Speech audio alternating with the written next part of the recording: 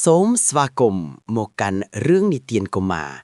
សត្វកំប្រុកតូចនិងគ្រាប់ពូជវេទមន្ត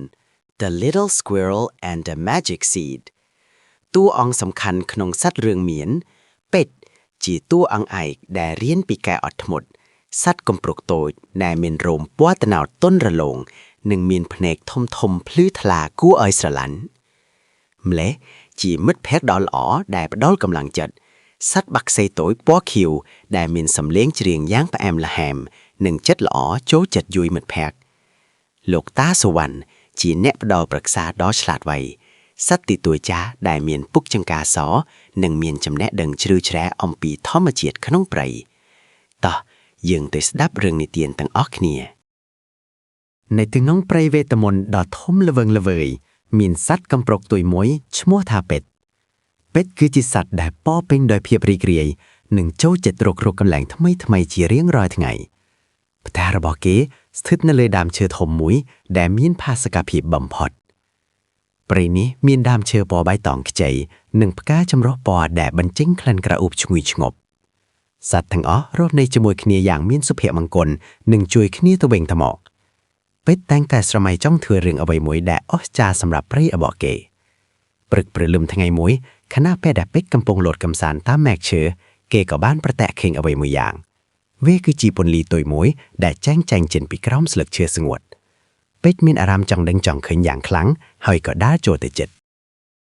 ពេជ្របានកែស្លឹកឈើចេញហើយបានរកឃើញគ្រាប់ពូជតូចមួយដែលមានពណ៌មាសចាំងគ្រាប់ពូជនោះហាក់ដូចជាមានជីវិតនិងផ្ដល់នូវអារម្មណ៍កក់ក្ដៅដល់ដៃរបស់គេពេជ្រមិនដែលឃើញគ្រាប់ពូជបែបនេះពីមុនមកឡើយគេបានសម្រេចចិត្តរើសគ្រាប់ពូជនោះមកកាន់ក្នុងដៃដោយក្តីរំភើបញាប់ញ័រពេជ្រគិតថានេះប្រកាសជាគ្រាប់ពូជវេទមន្តដែលលោកតាសុវណ្ណធ្លាប់និទានប្រាប់មិនខានគេចង់ដឹងណាស់ថាតើវានឹងក្លាយជាអ្វីប្រសិនបើវាដុះឡើងពេជ្របានរត់ទៅរកមិត្តភក្តិរបស់គេដើម្បីបង្ហាញពីអ្វីដែលគេបានរកឃើញគេសប្បាយចិត្តខ្លាំងណាស់រហូតដល់ភ្លេចខ្លួនលោតចុះឡើងលើវាលស្មៅពណ៌បៃតងនេះគឺជាការចាប់ផ្ដើមនៃដំណើរផ្សងភ្លេងថ្មីរបស់ពេជ្របន្ទាប់ពីជួបលោកតាសុវណ្ណពេជ្រក៏បានជួបនឹងម៉ាលីដែលជាបក្សីតូចពណ៌ខៀវម៉ាលីបានហោះចុះមកសួរនាំពេជ្រដោយភាពរួសរាយរាក់ទាក់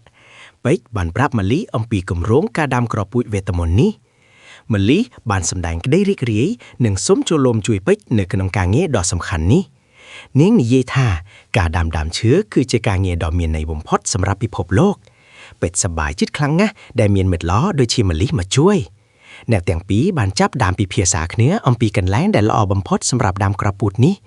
ពួកគេចង់បានកន្លែងដែលមានពន្លឺថ្ងៃគ្រប់គ្រាន់និងមានដីមានជីជាតិពួកគេបានត្រៀមខ្លួនរួចជាស្រេចដើម្បីចាប់ផ្ដើមនៅថ្ងៃស្អែក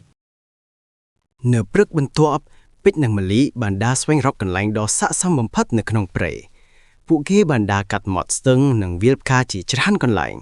ទីបំផុតពួកគេបានរកឃើញតួទូចមួយដែលមានពន្លឺថ្ងៃចែងចាំងមកចំយ៉ាងសាទពេជ្របានចាប់ផ្ដើមប្រើជើងទូចរបស់គេដើម្បីកែដីឲ្យคล้ายជាដីធូរគេធ្វើការយ៉ាងម៉ត់ចត់ដើម្បីកុំឲ្យមានថ្មឬមែកឈើមកបង្កការរំខានម៉ាលីជួយយកចម្ពោះរបស់នាងមកចម្លះស្មៅដែលនៅជំនាញនោះចេញនៅពេលដែលរណ្ដៅតូចរួចរាល់ពេជ្របានដាក់គ្រាប់ពូជមាសចូលទៅក្នុងដីយ៉ាងថ្នមគេបានលុបដីពីលើវិញដោយក្តីរំពឹងទុកយ៉ាងខ្លាំងពួកគេទាំងពីរបានសម្លឹងមើលកន្លែងនោះដោយក្តីសង្ឃឹមយ៉ាងមុតមមបន្ទាប់ពីដាំរួចពេជ្របានដឹងថាគ្រាប់ពូជត្រូវការទឹកដើម្បីរស់រានមានជីវិតប៉ុន្តែមាត់ស្ទឹងដែលនៅជិតបំផុតគឺស្ថិតនៅឆ្ងាយបង្គួរពីតួនោះពេជ្រមិនរិនរាឡើយគេបានស្វែងរកសម្បកឈើធំមួយដើម្បីយកមកធ្វើជាធុងដងទឹកពេជ្រត្រូវរត់ទៅវិញទៅមកជាច្រើនដងដើម្បីដងទឹកយកមកស្រោចគ្រាប់ពូជគេមានអារម្មណ៍ថាហត់នឿយប៉ុន្តែទឹកមុខរបស់គេនៅតែញញឹមជានិច្ចម្លាក់បានជួយហោះហើរនឹងផ្លូវនិងផ្ដល់កម្លាំងចិត្តដល់ពេជ្ររហូតរាល់ពេលដែលទឹកស្រោចទៅលើដីពេជ្រតែងតែនិយាយទៅកាន់គ្រាប់ពូជថាសូមឆាប់ដុះឡើងណាគេជឿជាក់ថាការខិតខំរបស់គេនឹងមិនអត់ប្រយោជន៍ឡើយការព្យាយាមដំបូងនេះបានធ្វើឲ្យពេជ្ររៀនស្គាល់ពីតម្លៃនៃកម្លាំងញើសឈាមមួយសប្តាហ៍បានកន្លងផុតទៅប៉ុន្តែគ្មានអ្វីកើតឡើងលើដីនោះឡើយពេជ្រចាប់ផ្ដើមមានអារម្មណ៍បារម្ភនិងងឿងឆ្ងល់ថាតើមានអ្វីខុសឆ្គងមែនទេគេទៅមើលកន្លែងដាំគ្រាប់ពូជរៀងរាល់ព្រឹកនិងល្ងាចដោយក្តីអន្ទាសាម្លេះបានឃើញពេជ្រមានទឹកមុខសពូន เนียงก็ฮ้อมาเจ็ดหอยนี่เย่ลวงลุมเนียงปรับเป็ดทาเรื่องล้อแต่งแต่ตรึกาเป้ลเวลียดำใบหลุดล้อการอัดทมุดคือจีซอดอสำคัญฝังพดขนมการดำด้ามเชอเวตมุนเป็ดบานดอดงเฮิมทมหายงอกกบาโยสรอบตามสำเดระบ้าเม็ดแพกเกสำหรับจัดทาหนึ่งบันต้อสรอยตึกหนึ่งเมื่อถ่ายไดโนไอบ้านล้อบอมพดตัวเบยจีมันต้อนเคยลัตพอลแต่เกหนึ่งมันบอกบองจอไล่นเปแดบชูบานระลึกตื่อเมฆก็แปรเจสละหนึ่งเมียงอินทธนูย่างสะอาดเป็ดหนึ่งมาลิสเมียงสะพีบจุกจิ้มดอยตึกฟลิงปันตายปูเกเมียงอารมทูสราลขึ้นแรงดำกรอบปุ้ยโนแต่มีนสวัสดิ์เพียบล้อได้สากากาปีระบบปูเกบานจุยขยีจำแดกกำเต็ดสลักเชื้อหนึ่งเมเชื้อแดกชอบอกมันเลอตัวเนาะเป็ดบานปีเน็ดเมื่อได้ดอยพรุ่งประหยัดหอยเคยถาได้เนแต่มีนสำนามล้อเกมีนอารมณ์มดตนะเพียบจมพูโคลนไอ้ได้มันคลาดเหนื่อยฮอตลูกตาสวรรค์บานเหาะมาเมื่อปูเก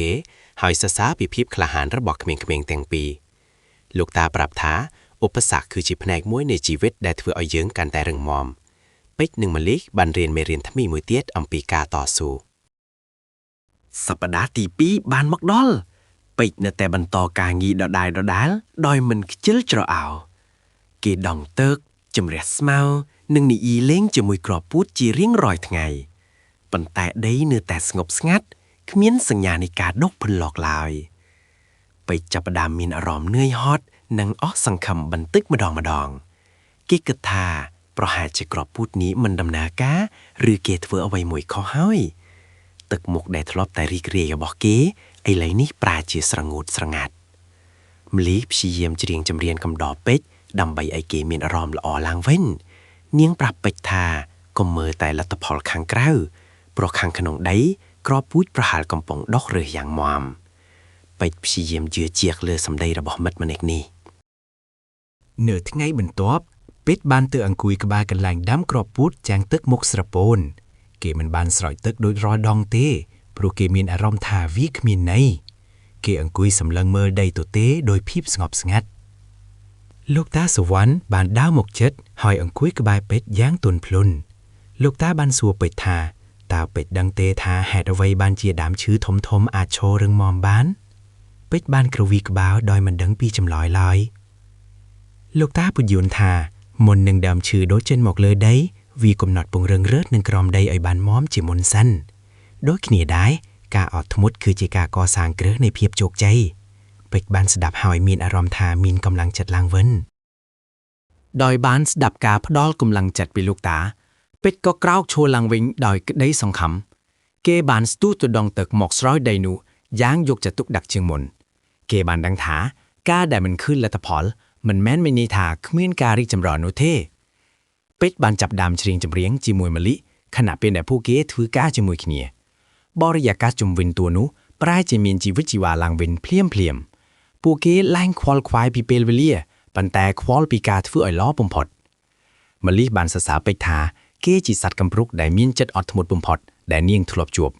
เป็ดยยิ้มอย่างมีนกระไดซุกหายซ่อนยาท่าหนึ่งร่งจำตัวใบชิไตรจำนายเปียวยูปนาก็ได้เมื่อเพียบระบบผู้เกกั้มตาเสดระมวดตามระยะการเงียนี้ปรึกไทยมวยได้มิงชอลากาสตรจัสรัวลปิกแบนดาราตกันตัวนู้โดยสับดองนเปลาเกตัวดอลกิสรับแต่แบบพนิกทมได้เพียบหยับฟ้าลกิสเตอร์แต่มินเชื่อหนึ่งพนิกชวนไอ้ชมพูอาไว้ได้บานเคยมีนปนโลตัวป้อใบตองใจมวยบ้านเล็กจังปีใดอย่างสระสะอาดเวียมีนปนลีจางติ๊กโดยจีเมียได้บังหารถาเวียชื่อกระปูดเวทมุนปึ๊ดแมนเป็กบานสลายหายมะลิย่างคลังดอยกระไดรมเพิบมะลิบานฮอกหมดดอกเพลียมหายแต่งปีนักคอนโลตนซานจุมวิงปนโลตัวอีกโน่การรงจำดอยอยู่องแวงระบาพวกเกตระบานตอบสนอมักวินเนลตะเผาดอกเอาจ้านี่คือชื่อทั้งไงดอกสบายเรียกรีบำพดสำหรับเป็ดหนึ่งมะลิจับตั้งปีทั้งไงหนูโมปนลูกโต้บานลุดลอสอย่างเลื่อนกูไอกอดสำคอเป็ดหนึ่งมันเลอะเนวแต่บรรต้อเมื่อถ่ายเวียอย่างดัดดอดบงพุดจะเรียงรอทั้งไงปูเกมันได้เพล็กสลอยตึกหนึ่งก้าเปียเวียปีซัดละอัดลอยดามเชอตัวนู้มีนสลึกปัวปรักหนึ่งแมกปัวมีสอย่างจำแลกแผนกเวียเป็นเจงคลันกระอุบได้เฟอไอสัตว์กรบรูปขนมปรีมีนอารมณ์สระสายสัตว์ดัดไตเตียดจับพดามหมกมือดามเชอเวตมนนี้โดยก็ได้สงายเสอเป็กมีนโมดนาเพียบนะปันไตเกมันบานอูดอ่างเลยเกแตงทับพรับนักดัดไตอัมปีจำนวยระบำมาเลยเกบานดังท้า បើគ្មានមិត្តភក្តិនឹងការតស៊ូទេគេប្រហែលជាបោះបង់ចោលតាំងពីយូរមកហើយដើមឈើនេះតំណាងឲ្យកម្លាំងចិត្តរបស់ពួកគេ มันอยู่บนม้านដើមឈើវេទមន្តក៏បានដុះផ្កាដោយមានពណ៌ស្រស់ឆើតឆាយផ្កានីមួយៗមានពន្លឺដូចជាតារានៅលើមេឃនាពេលរាត្រីវាជាទិដ្ឋភាពដែលស្អាតបំផុតនៅក្នុងព្រៃវេទមន្តទាំងមូលសត្វទាំងអស់នៅក្នុងព្រៃបានមកជួបជុំគ្នាដើម្បីទស្សនាភាពអស្ចារ្យនេះលោកតាសវណ្ណបានមានប្រសាសន៍ថាដើមឈើនេះដុះឡើងដោយសារតែចិត្តដ៏បរិសុទ្ធនិងការអត់ធ្មត់របស់ពេជ្រវាជាអំណោយសម្រាប់សត្វទាំងអស់នៅក្នុងព្រៃពេជ្រមានអារម្មណ៍កក់ក្ដៅក្នុងចិត្តយ៉ាងខ្លាំងដែលឃើញអ្នករាល់គ្នាមានសេចក្តីសុខគេដឹងថាការលះបង់របស់គេបានផ្ដល់ផលប្រយោជន៍ដល់សង្គមទាំងមូលនេះគឺជាមេរៀនដ៏ធំធេងដែលគេបានរៀនពីធម្មជាតិ ដើមឈើវេទមន្តមិនត្រឹមតែមានផ្កាសាតប៉ុណ្ណោះទេប៉ុន្តែវាក៏ធ្វើផលជាផ្លែឈើដ៏ផ្អែមឆ្ងាញ់ផងដែរផ្លែឈើទាំងនោះមានសារធាតុចិញ្ចឹមដែលផ្ដល់កម្លាំងដល់សត្វដែលបានបរិភោគពេជ្រនិងម្លិះបានជួយគ្នាបេះផ្លែឈើចែកជួយមិត្តភក្តិទាំងអស់ទោះបីជាមានការងារច្រើនក្នុងការបេះផ្លែឈើប៉ុន្តែពេជ្រនៅតែបន្តធ្វើដោយក្តីរីករាយគេបានរៀនពីការចែករំលែកនិងការចេះជួយគ្នាទៅវិញទៅមកភាពអត្តានិយមគ្មានកន្លែងនៅក្នុងចិត្តរបស់ពេជ្រទៀតឡើយម្លីបានច្រៀងចម្រៀងអបអរសាទរខណៈពេលដែលសត្វទាំងអស់ញ៉ាំផ្លែឈើយ៉ាងមានឱជារសព្រៃវេទមន្តប្រែជាមានភាពអ៊ូអរនិងពោពេញដោយសំណើចពេជ្រមានអារម្មណ៍ថាក្របពូជតូចមួយអាចផ្លាស់ប្ដូរពិភពលោកបាន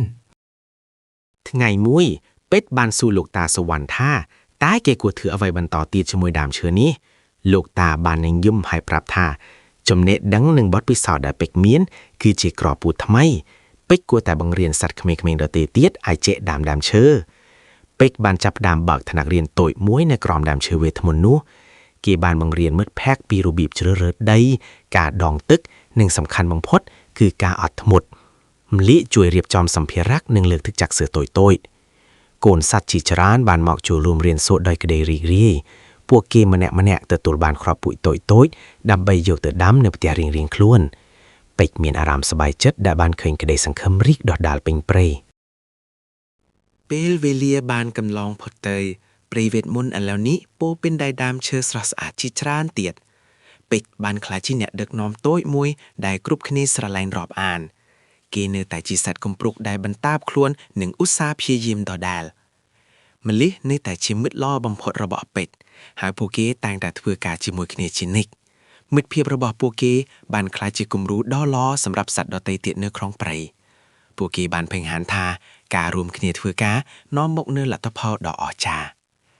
រៀងរាល់ល្ងាចពួកគេតែងតែមកអង្គុយមើលថ្ងៃលិចនៅក្បាលដើមឈើដំបូងដែលគេបានដាំពួកគេនឹកឃើញដល់គ្រាដំបូងដែលហត់នឿយនិងចង់បោះបង់ចោលពួកគេញញឹមដាក់គ្នាដោយដឹងថាពួកគេបានឆ្លងកាត់វាដោយជោគជ័យនៅក្នុងពិធីបុណ្យប្រចាំឆ្នាំនៃព្រៃវេទមន្តសត្វទាំងអស់បានរៀបចំកម្មវិធីពិសេសសម្រាប់ពេជ្រនិងម្លិះពួកគេបានថ្លែងអំណរគុណដែលអ្នកទាំងពីរបាននាំមកនូវភាពស្រស់បំព្រងដល់ព្រៃនេះលោកតាសវណ្ណបានប្រគល់មេដាយកិត្តិយសធ្វើពីស្លឹកមាសដល់ពួកគេពេជ្របានឡើងនិយាយទៅកាន់អ្នករាល់គ្នាដោយសំឡេងដ៏ច្បាស់ៗគេប្រាប់ថាភាពជោគជ័យមិនមែនបានមកដោយចៃដន្យឡើយតែវាបានមកពីការអត់ធ្មត់និងមិនបោះបង់គេចង់ឲ្យគ្រប់គ្នាជឿជាក់លើក្តីស្រមៃរបស់ខ្លួនឯងសំឡេងទះដៃបានបន្លឺឡើងពេញព្រៃវេទមន្តយ៉ាងកង់រំពងសត្វទាំងអស់សន្យានឹងគ្នាថានឹងថែរក្សាព្រៃឈើនិងមិត្តភាពនេះឲ្យបានគង់វង្សជារៀងរហូតវាគឺជាយុគដ៏អស្ចារ្យបំផុតដែលមិនអាចបំភ្លេចបានឡើយជាចុងក្រោយពេជ្របានយល់ច្បាស់ថាក្របពូជវេទមន្តពិតប្រាកដគឺស្ថិតនៅក្នុងចិត្តរបស់មនុស្សគ្រប់គ្នាវាមិនមែនជាមន្តអាគមដែលធ្វើឲ្យវាដុះឡើងនោះទេប៉ុន្តែគឺជាការខិតខំប្រឹងប្រែងពេជ្របានរកឃើញអត្ថន័យនៃជីវិតតាមរយៈការដាំដើមឈើតូចមួយនេះឥឡូវនេះពេជ្ររស់នៅយ៉ាងមានសេចក្តីសុខជាមួយមិត្តភក្តិទាំងអស់ក្នុងព្រៃដ៏ស្រស់ស្អាតគេនៅតែបន្តរកនិងរៀនសូត្ររឿងថ្មីៗជារៀងរាល់ថ្ងៃគេដឹងថាទោះបីមានឧបសគ្គអ្វីក៏ដោយគេនឹងអាចជំនះវាបានដោយភាពអត់ធ្មត់រឿងរ៉ាវរបស់សត្វកំព្រុកពេជ្រនិងក្របពូជវេទមន្តបានក្លាយជានិទានដ៏ល្បីល្បាញសម្រាប់ក្មេងៗវាដាស់តឿនយើងថាឲ្យតែមានការតស៊ូនិងចិត្តអត់ធ្មត់រាល់ក្តីស្រមៃនឹងក្លាយជាការរឹតការចេះជួយគ្នានិងក្តីស្រឡាញ់ គឺជាធម្មពលដ៏អស្ចារ្យបំផុតក្នុងโลก